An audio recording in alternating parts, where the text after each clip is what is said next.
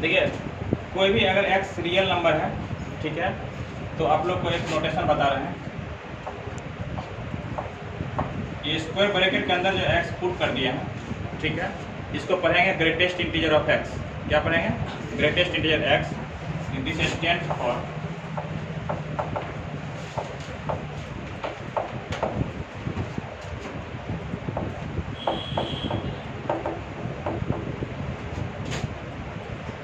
the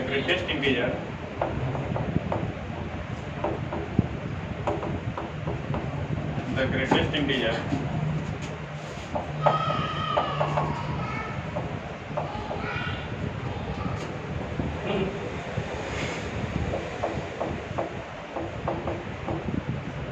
less than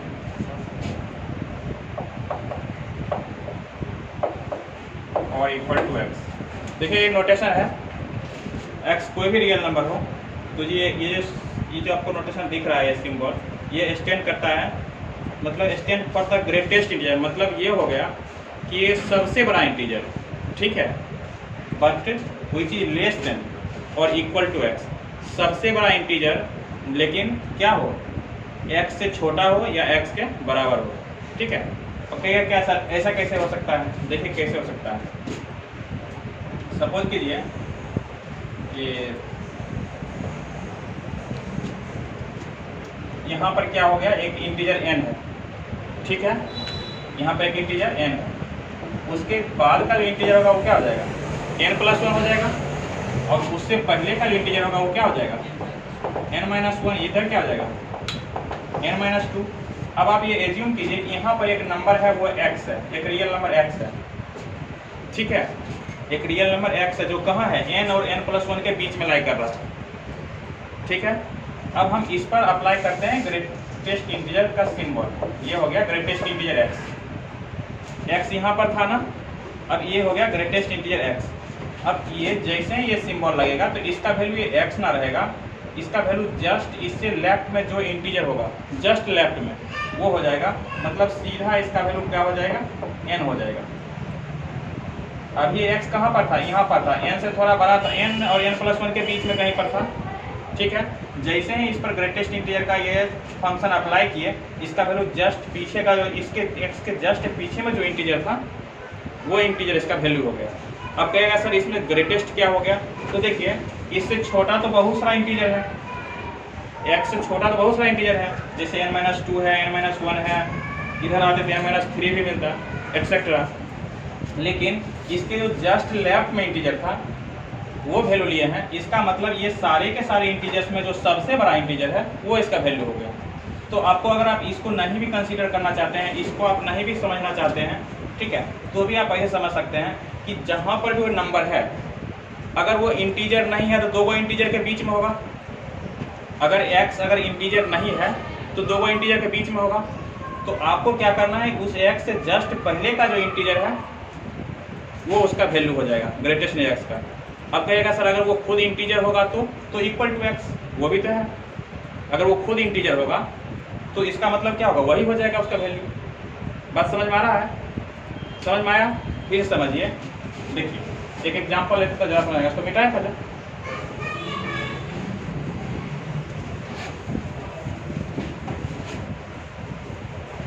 देखिए एक example हम लेते हैं।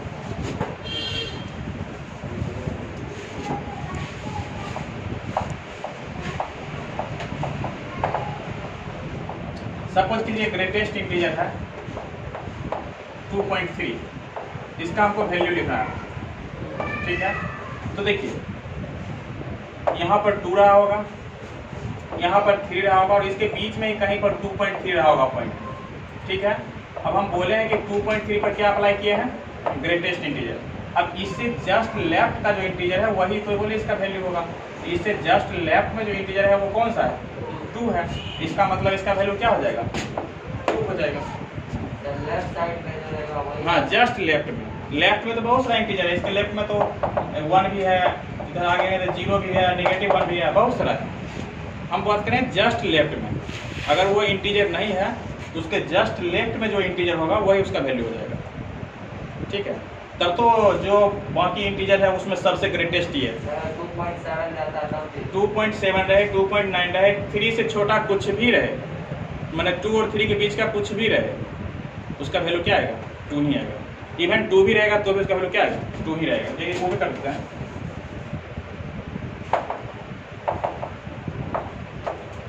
ग्रेटेस्ट इंटीजर ऑफ 2, ये खुद इंटीजर है तो इसके लेफ्ट और राइट में जाने की कोई जरूरत नहीं, खुद इंटीजर है तो ये इसका वैल्यू हो जाएगा। इसका वैल्यू क्या होगा? डेसिमल वाला रहेगा तब। अब जैसे देखिए अगला एग्जांपल देखिए, ग्रेटेस्ट इंटीजर आप क्या बोले? 2.9 और भी 9 दें तो भी क्या होगा? ये इसके जस्ट लेफ्ट का जो इंटीजर है वो कौन है? 2 ही है, इसका वैल्यू 2 ही होगा। ठीक है। ग्रेटेस्ट इंटीजर पाई, अब पाई क्या होता है? अप्रोक्सीमेटली 3.14, तो उसकी जो 3 हो जाएगा इसका वैल्यू।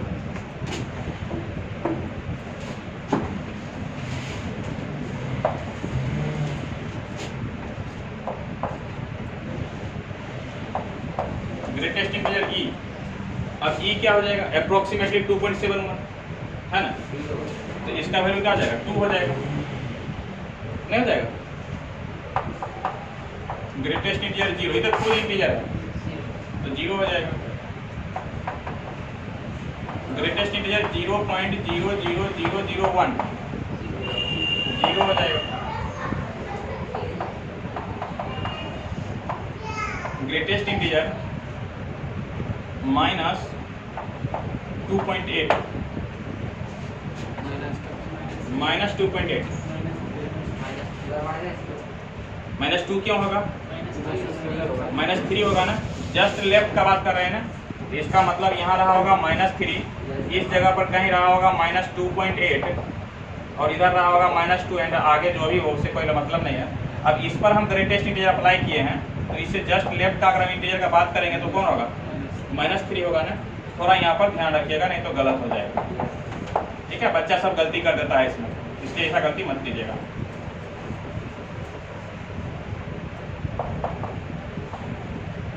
ग्रेटेस्ट इंटीजर -3.4 क्या होगा?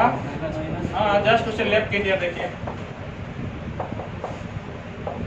ग्रेटेस्ट इंटीजर -6.111 क्या होगा? -7 एटसेट्रा। तो ये सारा का सारा आपका एग्जाम्पल्स हो गया। ठीक है, कोई डाउट है? चलिए मिटाएं।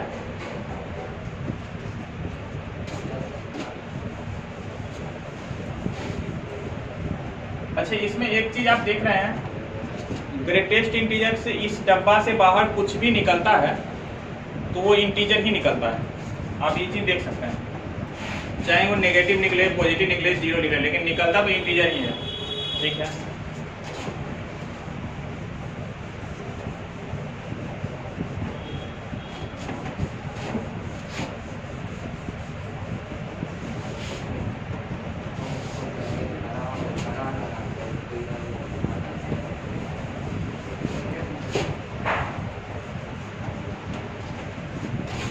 अब देखिए तो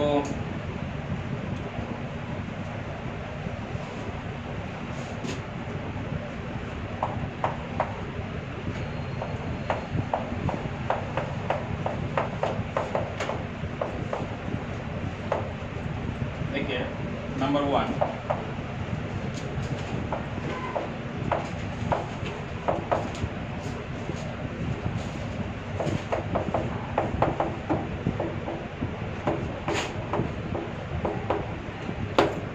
या आप ऐसे कर सकते इक्वल टू इंटीजर लिखे, इससे अच्छा है कि हम ये कर सकते हैं कि greatest integer x belongs to z, मतलब ग्रेटेस्ट इंटीजर x होगा, जब भी कुछ निकलेगा चाहे आप कोई भी रियल दीजिए लेकिन वो किससे बिलोंग करेगा? इंटीजर के फैमिली से बिलोंग करेगा।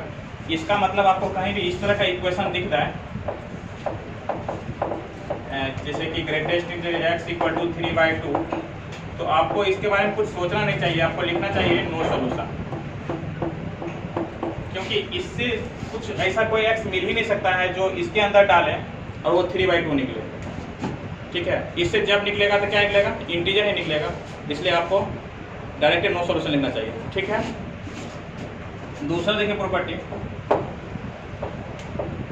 Greatest integer x is less than और equal to x for all x belongs to R। अच्छा, इस पर भी आपको कोई कंफ्यूजन नहीं होना चाहिए। कैसे नहीं होना चाहिए, अगर x इंटीजर होता है तब तो greatest integer x equal to x हो जाता है, और अगर इंटीजर नहीं होता है तो x से जस्ट लेफ्ट में जो नंबर है वो होता है, और जस्ट लेफ्ट में नंबर होने का मतलब ही होता है कि जस्ट लेफ्ट में होने का मतलब ही होता है कि इससे छोटा निकलना। इसलिए greatest integer x is less than और इक्वल टू x, ठीक है, for all x belongs to R, ठीक है। तीसरा देखिए, तीसरा चीज देखिए, हम इसमें ये क्लियर ही कर देते हैं कि greatest integer x equal to x हो रहा है, greatest integer x equal to x हो रहा है। This imply that x belongs to z। अगर greatest integer x equal to x निकला, मतलब जो अंदर है वही बाहर निकल गया, इसका मतलब अंदर का चीज इंटीजर रहा होगा, तब तो वही निकल गया, क्योंकि इंटीजर को छोड़ के बाकी कुछ भी होता तो सीधा लेफ्ट भागता, वही निकल गया, मतलब इंटीजर रहा होगा। इसका मतलब x बिलोंग्स टू क्या हो जाएगा, z। And this also imply that अगर x belongs to z then greatest integer x is equal to x। So implication both sides, ठीक है, हम दोनों तरफ इम्प्लीकेशन लगा सकते हैं। ये इंप्लाई करता है एंड ये इंप्लाई करेगा, ठीक है। अगला चौथा चीज देख लीजिएगा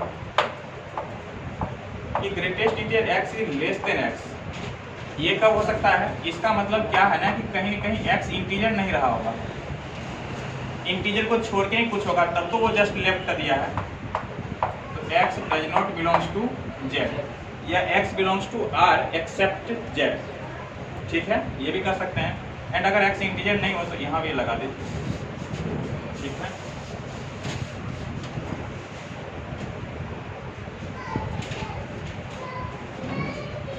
फिफ्थ देख लीजिए,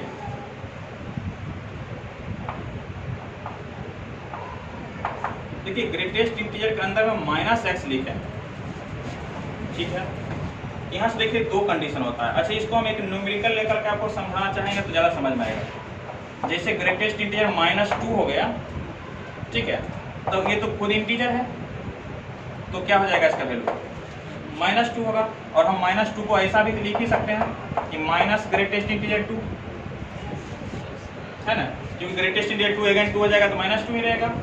तो इसका मतलब ये हो गया कि अगर ये अंदर का चीज इंटीजर हो, अंदर की क्वांटिटी इंटीजर हो, तो हम मन होगा तो हम डायरेक्ट माइनस को बाहर कर सकते हैं, ठीक है। तो यहाँ से एक कंडीशन तो ये आ रहा है कि माइनस ग्रेटेस्ट इंटीजर x, ठीक है, और x बिलोंग्स टू z, अगर x इंटीजर है तो, ठीक है। अच्छा, अब एक कंडीशन ये आता है कि अगर x इंटीजर नहीं है तो क्या होगा। सपोज कीजिए -2.5 रहता, तो कोई बच्चा क्या करेगा, माइनस और 2.5 लिख देगा, डायरेक्ट माइनस बाहर कर देगा, तो गलत हो जाएगा। कैसे सर गलत हो जाएगा, तो यहाँ देखिए इसका वैल्यू क्या निकलेगा, -3 निकलेगा इसका वैल्यू, इसका वैल्यू -3 निकलेगा। अच्छा, और इसका वैल्यू क्या निकलेगा, -2 निकलेगा। देखिए गलत हुआ या नहीं हुआ, होना चाहिए था क्या वैल्यू इसका, -3, और निकला क्या आपका -2। तो इसलिए डायरेक्ट अगर इंटीजर नहीं हो तो डायरेक्ट माइनस करना गलत हो जाएगा। तो कहेगा सर हम अगर माइनस करना हमको नेसेसरी है, अगर बाहर करें ही तो क्या हम उसके लिए कर सकते हैं। तो उसके लिए इसको बैलेंस करने के लिए आपको क्या करना पड़ेगा, -1 करना पड़ेगा। अब देखिए अब ये सही होगा, बात समझ में आया।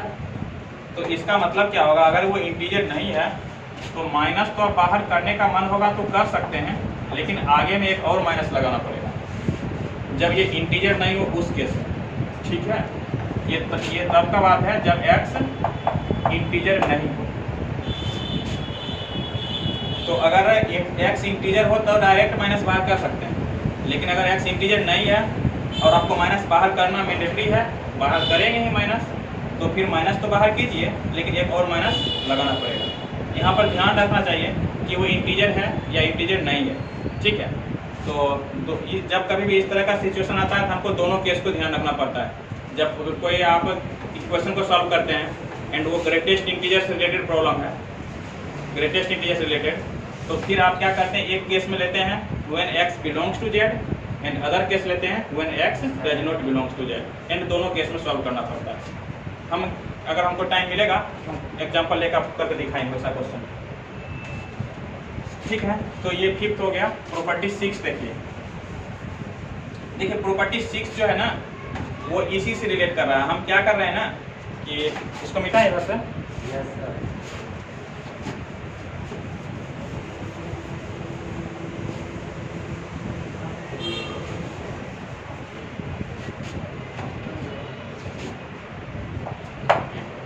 देखिए हम 6 में कर क्या रहे हैं ना,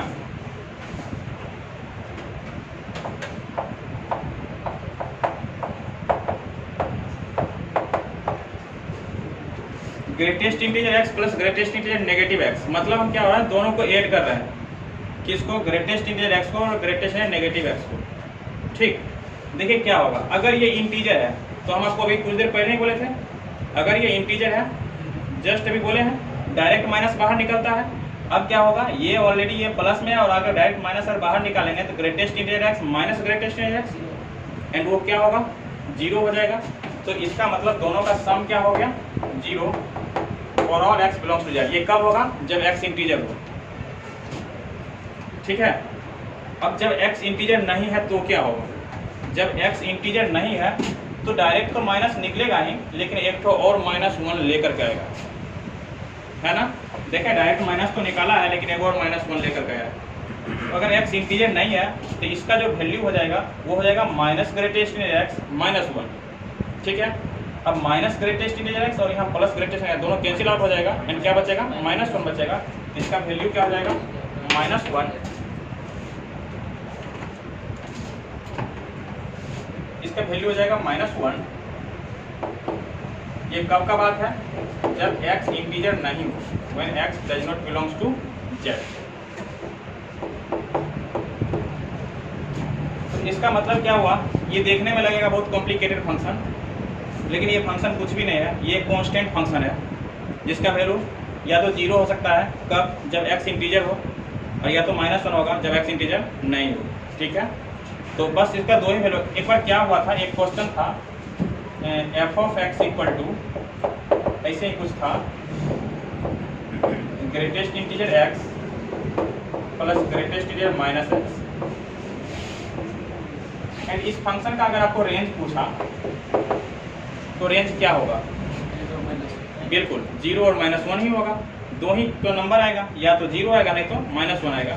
तो इसके रेंज को निकालने के लिए थोड़ा सा टेक्निकली सोचिएगा, डायरेक्ट आप लिख दीजिएगा कि इसका रेंज क्या होगा, आइदर 0 और -1। ठीक है, एंड ये बाउंडेड फंक्शन है क्योंकि इसका दोनों वैल्यू फाइनाइट है, तो ये बाउंडेड ही है। तो अंत में आप इसका ग्राफ ही खींच सकते हैं।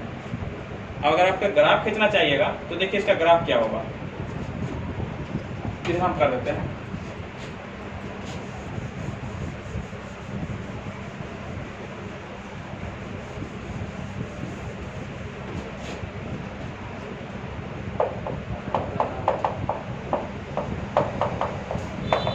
इसी का ना ग्राफ आपको खींचना है, इसका क्या ग्राफ खींचना है आपको, ग्राफ था सपोज कीजिए आपको इसका खींचना है।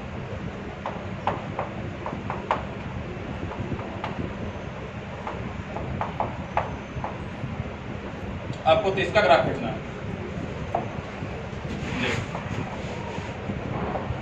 ये इंटीजर हो गया 0। अच्छा, जहाँ इंटीजर होता है वहाँ पे इसका वैल्यू क्या होता है, 0 होता है। तो 0 पर इसका वैल्यू क्या हो जाएगा, 0 हो जाएगा। यहाँ 1 है और 1 पर इसका वैल्यू क्या हो जाएगा, 0। इंटीजर पर इसका वैल्यू 0 होता है ना, तो इसका मतलब क्या, 1 भी तो इंटीजर है, उस जगह भी इसका वैल्यू क्या हो जाएगा, 0 हो जाएगा।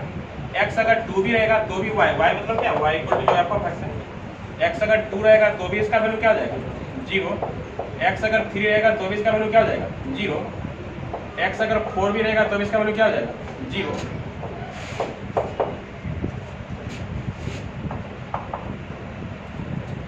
x अगर -1 होगा तो इसका वैल्यू क्या हो जाएगा, 0। x अगर -2 रहा तो भी वैल्यू क्या हो जाएगा, 0। x अगर -3 रहा तो वैल्यू क्या हो जाएगा, 0 एंड सो ऑन। ठीक है, तो यहाँ पर तो वो हो गया। उसके बाद देखिए क्या होगा, अगर x इंटीजर नहीं है तो y वैल्यू क्या होता है, -1 होता है। समझ रहे हैं ना, x इंटीजर नहीं है तो y का वैल्यू क्या हो जाएगा, -1। अब देखिए y का वैल्यू यहाँ पर -1 मान लीजिए, यहाँ है, ये मान लीजिए -1 है, ठीक है, तो -1 है, तो देखिए क्या होगा, ये जगह बना दीजिएगा होलो सर्किट, यहाँ से लेकर यहाँ तक y का वैल्यू क्या हो जाएगा, -1 ही रहेगा, ठीक है। फिर यहाँ से लेकर यहाँ तक y का वैल्यू क्या हो जाएगा, मतलब हम एक काम करते हैं कि हम डायरेक्ट y = -1 लाइन खींच देते हैं और सब इंटीजर पर क्या कर देंगे, होलो सर्किट कर देंगे। क्या लीजिए,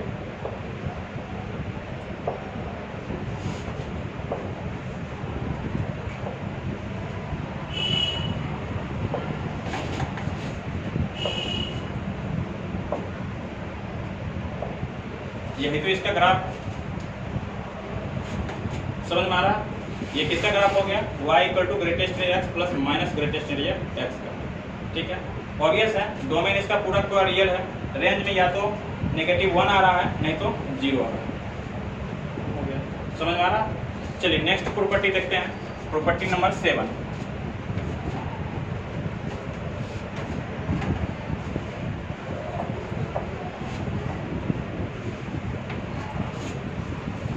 अच्छा, प्रॉपर्टी नंबर 7 देखिए हम क्या करेंगे,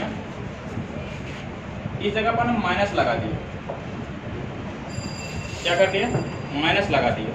अब देखिए क्या होगा, अगर ये इंटीजर होगा, ठीक है, तो ग्रेटेस्ट इंटीजर x ये है, अब इंटीजर होगा तो डायरेक्ट माइनस यहाँ से निकल जाएगा, एंड ये greatest integer x plus greatest integer x हो जाएगा, ट्वाइस ग्रेटेस्ट x हो जाएगा ना। तो अगर इंटीजर रहा तो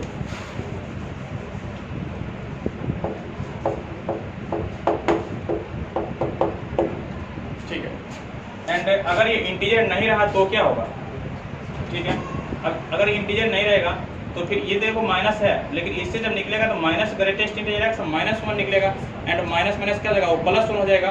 अच्छा, यहाँ पर फिर ये greatest integer x plus greatest integer x, तो 2 टाइम्स ऑफ ग्रेटेस्ट x हो जाएगा ना। तो ये हो जाएगा आपका twice greatest integer x plus 1। ये कब होगा, जब x इंटीजर नहीं हो तो, ठीक है। तो ये हो गया प्रॉपर्टी 7। बात करते हैं प्रॉपर्टी 8 का, इसको लिख लिया, इसको ही मिटा दें।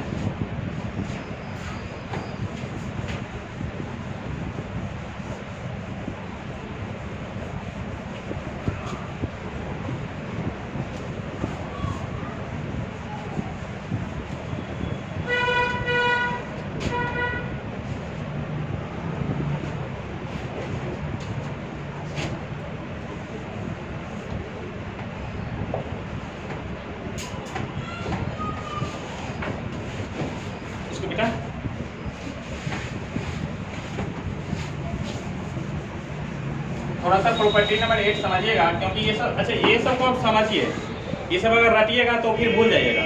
समझिए, जैसे आपको हम समझा रहे हैं ना वैसे समझिए, यानी घर पर जाके इसको फिर समझिएगा, 2 बार 3 बार समझिए, समझ में आ जाएगा। इससे रिलेटेड 10 20 50 क्वेश्चन बनाइए, क्लियर हो जाएगा। लेकिन वो तब क्लास 11 में देखिएगा, वो जो IIT लेवल का बुक होता है ना, उसमें बहुत सारा क्वेश्चन देता है डोमेन निकालने के लिए। जैसे ऐसा दे देगा क्या, f(x) √ x minus greatest integer x का डोमेन निकालो, ठीक है। तो इस सब क्वेश्चन को बनाइएगा ना। देखिए किसी, ये फंक्शन कब डिफाइन होगा, जब रूट के अंदर की क्वांटिटी क्या सिखाए थे, ग्रेटर देन और equal to 0। This imply that, इसका मतलब हो गया greatest integer x is less than और इक्वल टू x, हो जाएगा ना। एंड ये तो सारे के सारे रियल नंबर के लिए होता है, ये तो सारे के सारे रियल नंबर के लिए होता है ना। अभी कुछ देर पहले बताए थे greatest integer x is less than और equal to x for all x belongs to R। तो दिस इंप्लाई दैट क्या हो जाएगा, x belongs to R and therefore domain of this function equal to the set of real numbers। कितना simple होता है, बहुत आसानी से हो जाएगा। अब जैसे कि अच्छा पहले उसका प्रॉपर्टी करते हैं, फिर आपको अगर टाइम मिलेगा तो बहुत सारा क्वेश्चन का डोमेन 10-5 क्वेश्चन डोमेन भी निकाल देंगे, ठीक है। ऐसे आरटी के रूप में भी बहुत सारा क्वेश्चन ग्रेटेस्ट ने ऐसे डोमेन को रिलेटेड किया हुआ है।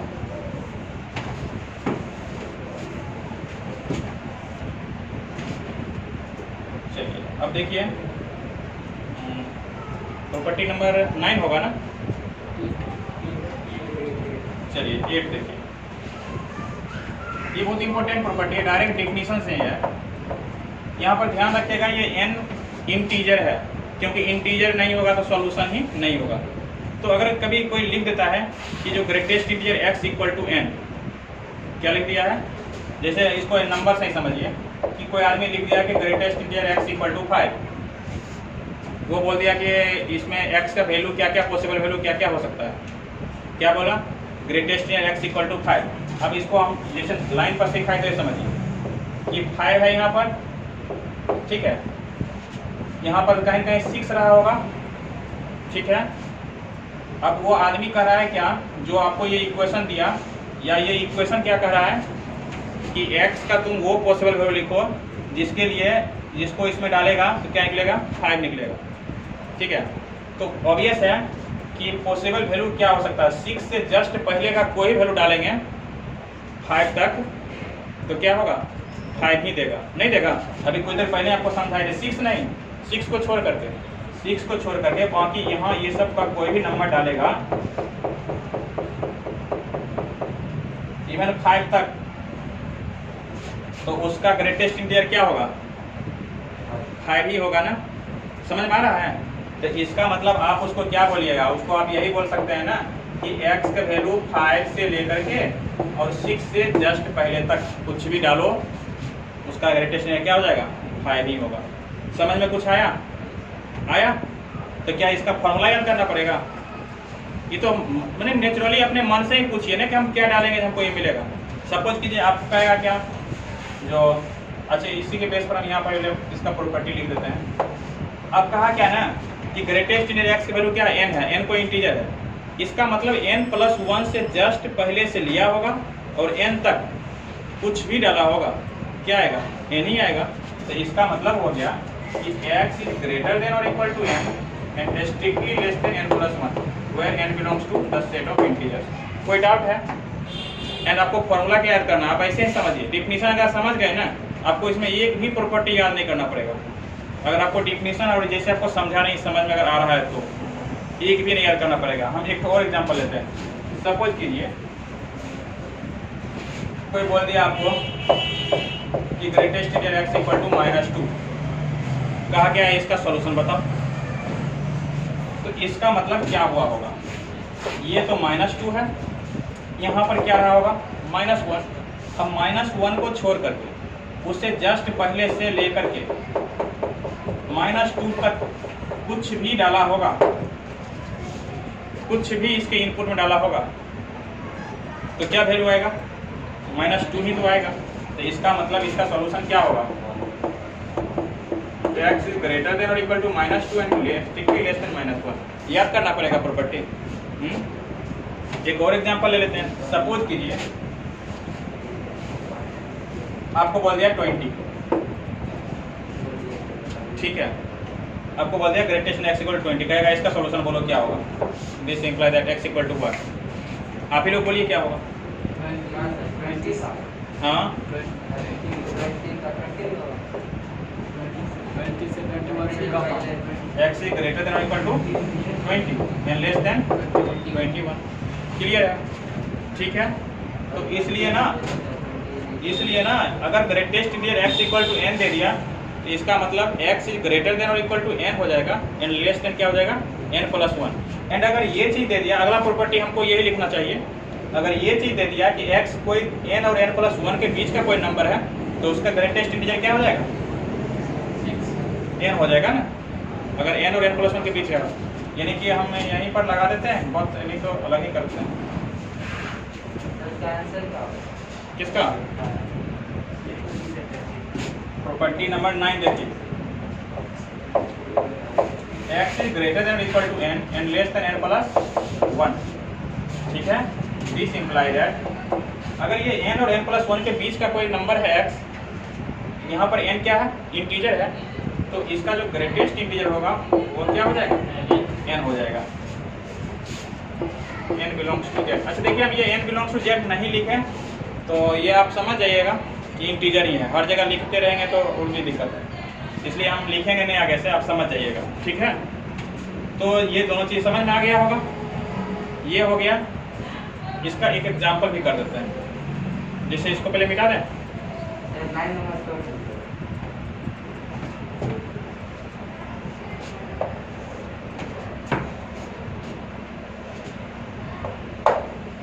प्रॉपर्टी नंबर हम 10 करते हैं, ठीक है। यह एग्जाम्पल पहले दो करते हैं फिर करेंगे।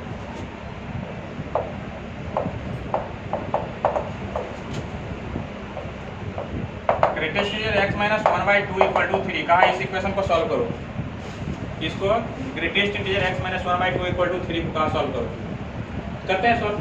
अच्छा ये 3 है ना, इसका मतलब ये क्वांटिटी 3 और 4 के बीच का ही होगा, 3 से लेकर के 4 जस्ट पहले तक। बस हमको यहाँ पर ना इसको हम कभी देखते भी नहीं है, एंड हम चाहते हैं कि आप लोग भी नहीं देखें। हम लिखने के लिए लिखा आता है बच्चा प्रॉपर्टी, लेकिन अब एक भी प्रॉपर्टी हम कभी आज तक नहीं देखे, ठीक है। ये प्रॉपर्टी अगर देखेगा ना लोग, कितना ध्यान रखेगा, ये इक्वेशन ही खुद बोलता है। यही होता है मैथ्स। अगर आप जो है ना मैथ्स को समझेंगे ना तो क्वेश्चन ही आपको बोलेगा कि हमको ऐसा ऐसा करना है, ये सब होगा। क्वेश्चन 50% तो क्वेश्चन बोलता है, तो ये इक्वेशन खुद ही बोलता है कि इसका वैल्यू क्या है, 3 है। ये खुद ही बोल रहा है कि ये 3 और 4 के बीच का चीज़ है, बस x निकल जाएगा। इसलिए आप ये जो बोले ना, इसके आवाज़ को सुनिए, आप ये इसी पर ध्यान लगाइए।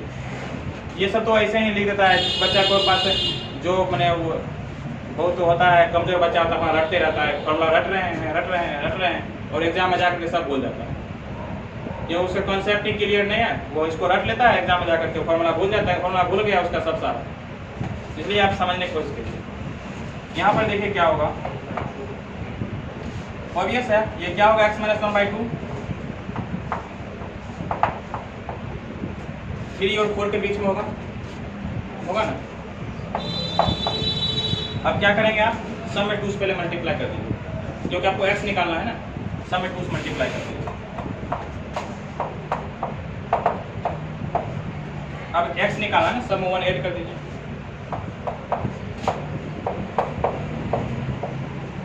नहीं हो गया, इसका मतलब हो गया x बिलोंग्स टू, अच्छा यहाँ 7 पर तो क्लोज इंटरवल होगा और 9 पर क्या होगा, ओपन हो जाएगा। हो गया,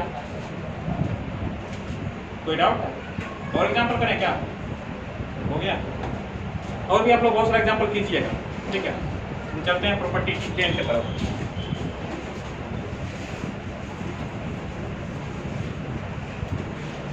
और ये सब प्रॉपर्टी कहाँ से आ रहा है, डिफिनीशन से।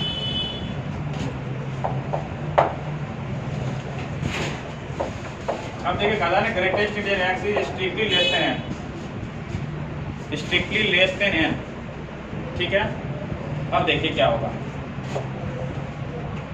यहाँ पर n है, इस जगह क्या होगा, n माइनस 1, n माइनस 2, समझ आए ना। इस जगह पर n माइनस 3 एंड एक्सेट्रा। ये क्या बोला कि x का तुम वो वैल्यू बताओ, ठीक है, जिसके लिए ग्रेटेस्ट इंटीजर x का वैल्यू n से छोटा हो।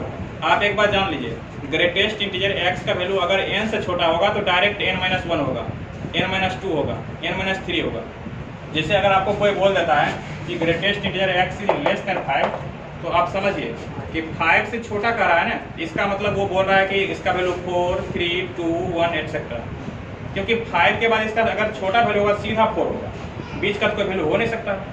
तो इसका मतलब ये बोल रहा है कि तुम x का वो सब वैल्यू लिखो जिसके लिए ग्रेटेस्ट इंटीजर x का वैल्यू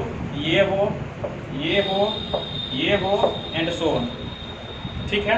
अच्छा, इसका मतलब ये हो गया कि हम इसको छोड़ करके, n को छोड़ करके, ठीक है, और n से छोटा कोई भी लेंगे यहाँ तक, उसका वैल्यू क्या होगा, n माइनस 1 होगा। चलिए ये भी ले सकते हैं, क्योंकि n माइनस 2 भी अगर आएगा तो भी n से छोटे रहेगा। हम चलिए ये सब भी ले सकते हैं। इसका मतलब आपका समझ में आ गया होगा कि हम वैल्यू ऐसा क्या क्या ले सकते हैं, n से छोटा कोई वैल्यू ले सकते हैं, नहीं ले सकते हैं। तो this imply that x is less then n, समझ में आया? एक दो बार आपको ऐसा सिचुएशन मिलेगा ना, तो आप क्या कीजिएगा, ऐसे ही लाइन खींच के समझ लीजिएगा, एक दो बार समझिएगा, तीसरा बार से आपके दिमाग में ही लाइन खींचना शुरू हो जाएगा, है ना, एंड आपको समझ में आने लगेगा। ठीक है, चलिए प्रॉपर्टी 11। अच्छा, प्रॉपर्टी 11 में भी हम ज़्यादा कुछ नहीं करने वाले हैं, यहाँ पर इक्वलिटी लगाएंगे, इक्वल टू का भी साइन लगाएंगे, तो इसी हम इसमें समझा देंगे। Greatest integer x is less than और इक्वल टू एन। इसका मतलब देखिए क्या हुआ ना, ये बोला या तो इसका वैल्यू n हो, नहीं तो उससे छोटा हो। ठीक है, अच्छा इसका वैल्यू n भी हो सकता है या n से छोटा भी होता है, इसका मतलब ये भी इसका वैल्यू लेगा। इससे पहले वाला में इसका वैल्यू n नहीं हुआ था, n-1 से हुआ था। अभी ये बोल रहा है ना कि इसका वैल्यू n भी चलेगा। अच्छा, अगर n भी होगा तो इसका मतलब n+1 से पहले, n+1 से पहले कोई भी डाला गया होगा नंबर, सिर्फ n+1 को छोड़ करके, n+1 को छोड़ के कोई भी हम डाल सकते हैं, वैल्यू या तो n आएगा नहीं तो n से छोटा ही आएगा। और ये कह रहा है, इसका मतलब इसका सॉल्यूशन क्या हो जाएगा, x is strictly less than n+1, नहीं हो जाएगा, x is strictly less than n+1। यहाँ पर इक्वल टू मत लगा दीजिएगा, क्योंकि इक्वल टू लगाइएगा तो इसका वैल्यू क्या हो जाएगा, n+1 हो जाएगा, तो n+1 तो हम ले नहीं सकते हैं। ठीक है, तो ये हो जाएगा x is strictly less than n+1। इस सब पर ना आप लोग अपने अपने बुक में जाकर इस सब पर क्वेश्चन बनाइएगा, क्योंकि अब टाइम मेरे पास तो टाइम नहीं है, हम तो कल नेक्स्ट फंक्शन बताएंगे, तो आप लोग अपना बनाइएगा। या 11 में जो पढ़ाए होंगे, कोई लड़का 11 में पढ़ा से कॉपी लीजिए, सब पर हम 11 में क्वेश्चन बनवाएं। ठीक है, 10-10 क्वेश्चन सब पर कम से कम बनवाए होंगे, सीट दिए होंगे, उसमें बहुत सारा क्वेश्चन होंगे, तो आप देख लीजिएगा। हम अभी टाइम मिलेगा तो 1-2 क्वेश्चन करके देखेंगे। अब हम greatest integer x is greater then n का बात करते हैं, इसका बात करते हैं ग्रेटर देन n का। देखिए यहाँ n रहा होगा, ये n+1 रहा होगा, ये n+2 रहा होगा, ये n+3 रहा होगा। ठीक है, अच्छा अब हम ग्रेटर देन अगर हम n का बात करते हैं, तो जैसे ही n से बड़ा अगर होगा तो सीधा उसका वैल्यू क्या होगा, n+1 होगा, है ना, तो n+1 होगा। और ये वैल्यू कब मिलता है, जब या तो x यहाँ हो और नहीं तो इससे आगे हो। अच्छा, n+2 भी तो n से बड़ा हुआ, तो ये भी वैल्यू चल सकता है। आपके मन में आ गया होगा कि हम इसका सॉल्यूशन क्या लिखने वाले हैं, क्या हो जाएगा, x इज ग्रेटर देन और इक्वल टू n+1, नहीं हो जाएगा। This imply that x is greater than और इक्वल टू n+1। चलिए हम प्रॉपर्टी नंबर 13 का बात करते हैं। अच्छा, हम तो इसी में कर देते हैं, चलिए कोई बात नहीं। प्रॉपर्टी नंबर 13 का बात करते हैं, greatest integer x is greater than और इक्वल टू n। अब हम इक्वल टू भी n ले लिए, उससे पहले हम स्ट्रिक्टली ग्रेटर देन n लिए थे, अब हम इक्वल टू भी n ले लिए हैं। तो देखिए n, ये n+1, ये n+2 एंड सो ऑन। अब इक्वल टू भी n ले लिया, तो इसका मतलब ये भी वैल्यू अब चलेगा, ये वैल्यू चलेगा और ये वैल्यू चलेगा, इसका मतलब ये भी वैल्यू ले सकते हैं, इससे आगे का भी सब ले सकते हैं। ठीक है ना, तो इसका मतलब क्या हो जाएगा, x इज ग्रेटर देन और इक्वल टू n हो जाएगा, नहीं हो जाएगा, n+1 नहीं होगा, n होगा, क्योंकि ग्रेटर देन और इक्वल टू n है ना। हाँ, तो इक्वल टू का साइन नहीं होगा, इक्वल टू n भी तो ले सकते हैं ना। अगर आप इसमें n डाल दें तो क्या होगा, n ही निकल जाएगा, उससे बड़ा डालिएगा तो भी n निकलेगा, और अगर n+1 से बड़ा डालिएगा तो फिर n+1 निकलेगा, इसलिए ये भी हो जाएगा। तो ये आपका 13 प्रॉपर्टी है, और भी 1-2 प्रॉपर्टी है, बट आपको इतना से ही काम चल जाएगा। ठीक है, तो आप इतना को ध्यान में रखिएगा। मिटाएं इसको, एक काम करते हैं, हम इसका ग्राफ खींचने से पहले इस पर 1-2 क्वेश्चन करवा देते हैं। ठीक है, उसके बाद आप बाकी सब करिएगा।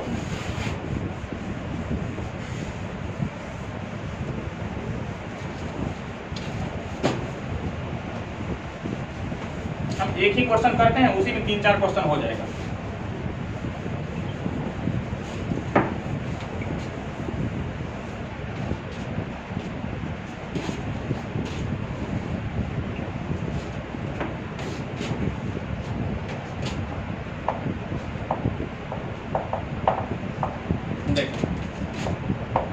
Greatest x square -5 greater than x plus 6, ठीक है, इक्वल टू 0। सपोज कीजिए आपको इसको सॉल्व करना है, ठीक है। एक क्वेश्चन आपका ये हो गया। दूसरा question, greatest integer x square minus 7 greatest integer x plus 12 is greater than और इक्वल टू। ये दूसरा क्वेश्चन हो गया। ये तीसरा क्वेश्चन लिखते हैं, greatest integer x square minus 9 times of greatest integer x plus 20 and this is less than और इक्वल टू 0। ये दूसरा क्वेश्चन हो गया। तीसरा क्वेश्चन हो गया। हम चौथा क्वेश्चन करते हैं, greatest integer x square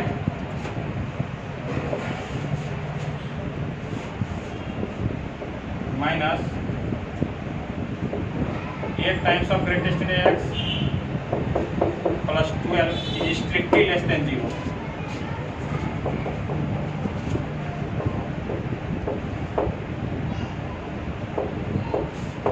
greatest integer x square minus 4 times of greatest integer x plus 3 is strictly greater than 0। ये हम 5 प्रॉब्लम कर दिए हैं, लिख दिए हैं। हम इसमें से कोई एक तो सॉल्व कर सकते हैं, मतलब करेंगे, उतना टाइम नहीं सब करें। आप बोलिए कौन कर देंगे, आप लोग जो बोलिएगा हम कर देंगे। अगर हम कोई एक कर देंगे तो आपको बाकी समझ में आ जाएगा। थर्ड, चलिए हम थर्ड क्वेश्चन कर देते हैं सॉल्व।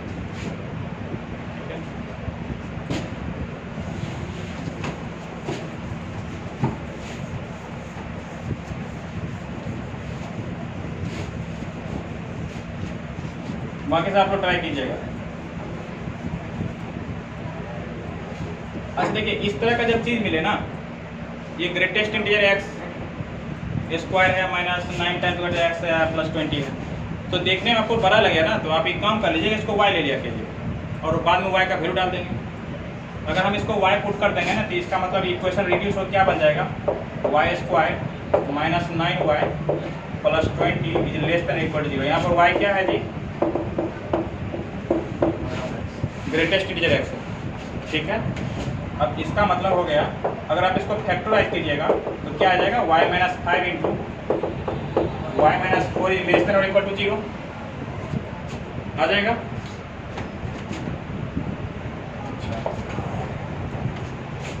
अब जब इस तरह का चीज आता है ना, तो क्या करते थे याद है, साइन स्किप खींचते थे, है ना। साइन स्किप खींचिए तो इसका एक तो रूट तो 4 निकलेगा, एक क्या निकलेगा 5 निकलेगा।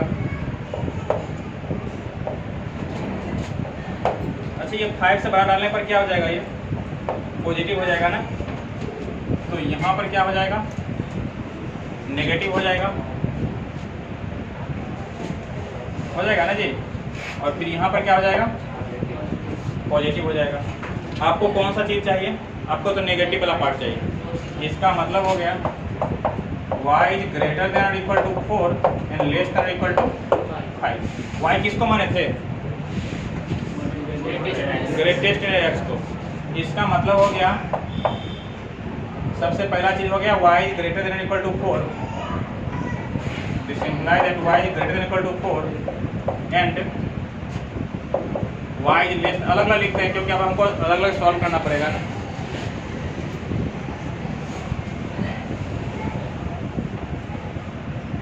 y माने थे ग्रेटेस्ट एक्स को, greatest x is greater than equal to 4 and greatest x is less than equal to 5, ठीक है। Greatest x is greater than equal to 4, अभी कुछ देर पहले एक प्रॉपर्टी बताई, इसका वैल्यू 4 है या उससे बड़ा है, तो सिंपल है, ये क्या दे देगा कि x is greater than equal to 4, इसका वैल्यू 4 है, आइदर 4 या फिर उससे बड़ा है, तो इसका मतलब इसका वैल्यू 4 या उससे बड़ा होगा। अभी लास्ट प्रॉपर्टी लिखा है and greatest x is less than और इक्वल टू 5 है, इसका मतलब हाँ लेस देन 6 हो जाएगा। This implies that x is strictly less than 6 not equal to 6, strictly less than 6। अब देखिए क्या होगा, इसका मतलब ये हो गया कि x का वैल्यू तो 4 से ग्रेटर देन इक्वल टू 4 हो गया एंड लेस देन क्या हो जाएगा 6 हो जाएगा। अच्छा देखिए, हम अगर चाहते तो हम डायरेक्ट इसके बाद यहाँ पर लिख सकते थे, हम इतना नहीं भी करते, आप लोग को समझाने के लिए ऐसा कर दिए। आप ऐसे भी समझना चाहिए, आपको इतना हो गया ना ये, आप ऐसे भी सीखना चाहिए आपको। देखिए क्या हो सकता है, इसको मिटाएं, ये तभी हम इसको सेपरेट करके बना दिए और निकाल दिए। आप डायरेक्ट भी कर सकते हैं, इसको मिटाएं पहले। देखिए अगर आपको डायरेक्ट करने का मन हो तो कैसे कर सकते हैं, y के लिए लिख दीजिए greatest integer x and less than equal to 5 and आप टेक्निकली सोचिए कि ग्रेटेस्ट इंटीजर x के वैल्यू 4 होगा, या लाइन पर ही सोचिए 4 होगा और 5 भी होगा, मतलब 5 या उससे पहले तक होगा, 4 से लेकर 5 तक आप ऐसे समझिए। अच्छा तो 4 से लेकर बाद इसका मतलब इनपुट में हम क्या डालेंगे, 4 डालेंगे या उससे बड़ा डालना शुरू करेंगे, ठीक है। अच्छा हम 5 तक भी डालेंगे और हमको 5 भी चाहिए, ग्रेटेस्ट एक्स वैल्यू 5 भी चाहिए, तो हम 6 से पहले तक डालेंगे इंडिपेंडेंट, है ना। तो इसका मतलब क्या होगा कि लेस देन 6 तक होगा, नहीं हो जाएगा। तो आपको क्या होगा ना, जो अगर आप वैसे करेंगे बच्चा के मती तो थोड़ा सा आपको ज़्यादा टाइम लगेगा, लेकिन अगर आप थोड़ा सा टेक्निकली सोचेंगे या ग्राफ लाइन बना के देखेंगे तो आप डायरेक्ट आंसर पर पहुंच सकते हैं। तो और एक दो बार आप ऐसा कीजिएगा, उसका ऐसे सोचने की कोशिश कीजिए, this implies that x is greater than और equal to 4 and still less than 6। ये हो गया, समझ में आया। अरे y के लिए ग्रेटेस्ट ने x लिखे हैं क्योंकि ग्रेटेस्ट ने x को y माने थे, ठीक है। तो इस तरह से बड़ी क्वेश्चन भी आप बना सकते हैं। कोई डाउट है? चलिए अब देखिए,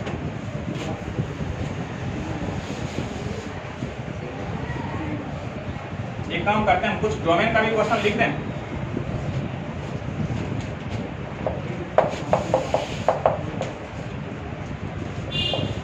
find domain of the function. पहला question f of x equal to root over x minus greatest x। दूसरा question f of x equal to root under greatest 11 का रिवाइज हो जाएगा आप लोग का, greatest integer x minus x।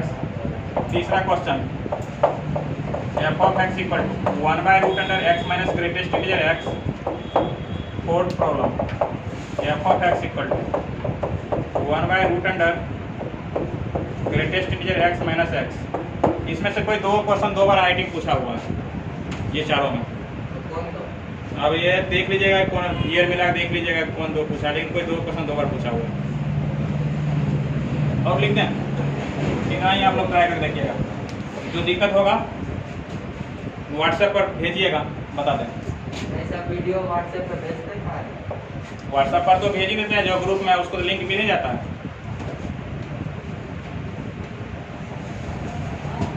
चलिए ये हो गया, ग्रेटेस्ट इंडिया से ग्राफ खींच देते हैं, तो ग्राफ ही बचा हुआ, ग्राफ ही खींच देते हैं, मिटा है इसको।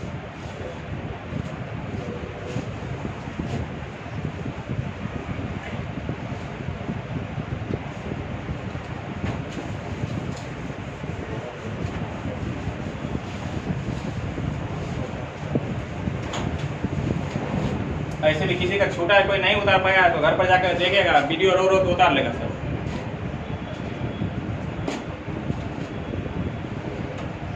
ऐसे तेजी से लिखना सीखिए, ऐसे थोड़े होता है, कोई भी नहीं रुकता है, इसलिए तेजी से लिखना सीखिए। आप तो लॉकडाउन खत्म होगा और फास्ट हो जाएगा। देखिए ग्राफ ऑफ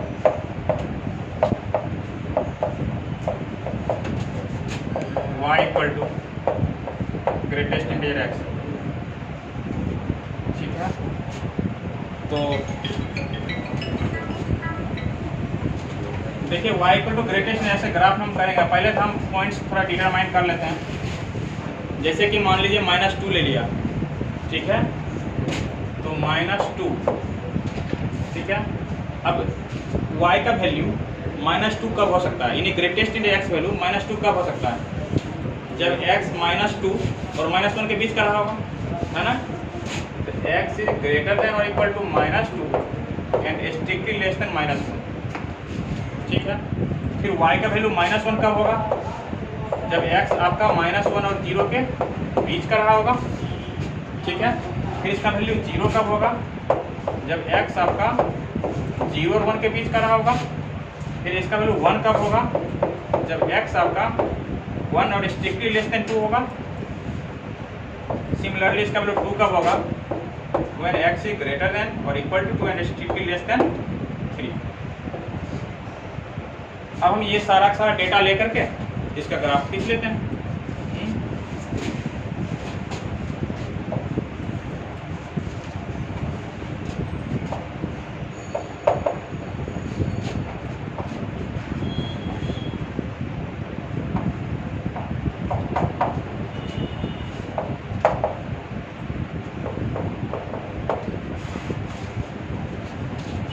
देखिए यह पॉइंट आपका 1 रहा, ये 2 रहा, ये क्या रहा 3 रहा, ये -1 रहा, ये -2 रहा, ये -3 रहा, ये 1 रहा, ये 2 रहा, ये -1 रहा, ये -2 रहा। देखते हैं अब हम 0 से स्टार्ट करते हैं। y का वैल्यू 0 कब हुआ है? जब x 0 से लेकर कहाँ तक है? 1 से जस्ट पहले तक। तो देखिए इसी पर देखिए लाइन कोइंसाइड कर जाएगा, आपको समझना चाहिए। यहाँ 0 हुआ है, यहाँ 0 से लेकर 1 से जस्ट पहले तक। यहाँ पर 1 पर क्या किया? होलो सर्किल कर दिया, ठीक है। इसके बाद देखिए y का वैल्यू 1 कब हुआ है? जब x आपका 1 से लेकर के 2 से जस्ट पहले तक है। x आप y का वैल्यू 1 यहाँ हो गया, x आपका 1 से लेकर के 2 से जस्ट पहले तक, ठीक है। टोटल स्टेयरकेस लगेगा, ठीक है। उसके बाद देखिए y का वैल्यू 2 कब हुआ है? जब x आपका 2 से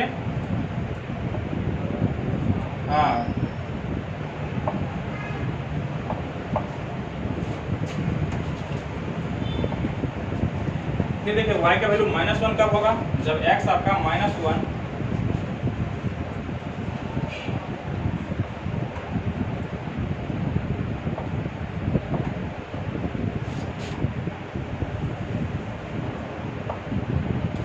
फिर देखिए y का वैल्यू -2 कब होगा?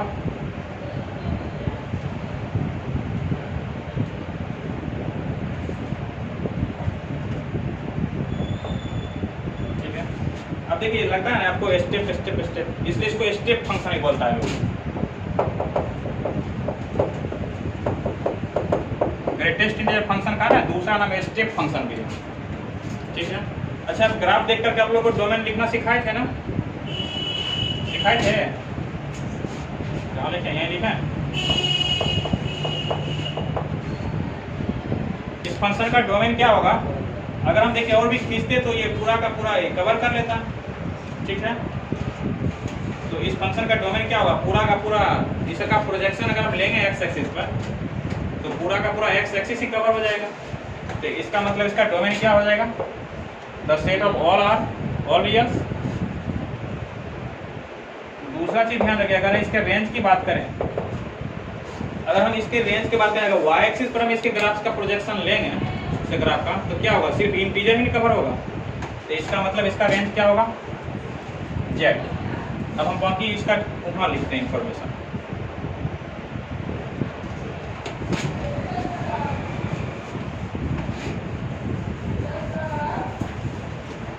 देखिए तीसरा जो है आपका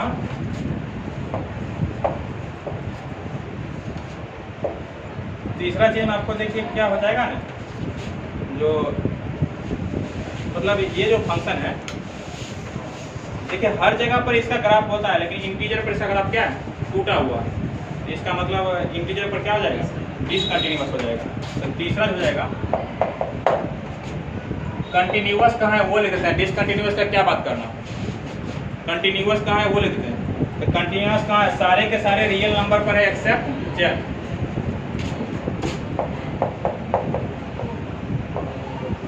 continuous at r except z। सारे के सारे रियल पर कंटिन्यूअस है इंटीजर को छोड़ करके। एंड देखिए बाकी भी यहाँ पर देखिए अगर हम डिफरेंशिएबल का बात करें तो सारे के सारे पॉइंट पर ये डिफरेंशिएबल होगा, सिर्फ इंटीजर को छोड़ कर।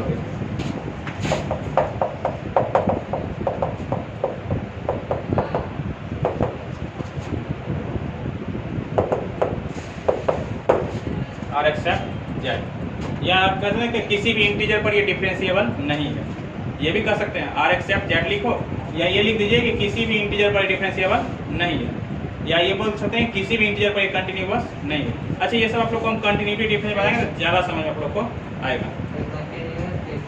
कंटिन्यूअस ये हुआ ना कि देखिए, अगर हम इंटीजर को छोड़ दें, इसको इस पॉइंट को छोड़ दें, ठीक है, क्योंकि अगर हम इसका लेफ्ट लिमिट निकालें तो वो नीचे चला जाएगा, और इसको छोड़ दें, बाकी सब पॉइंट पर कहीं ग्राफ इसका टूटा हुआ है नहीं है, तो हो गया।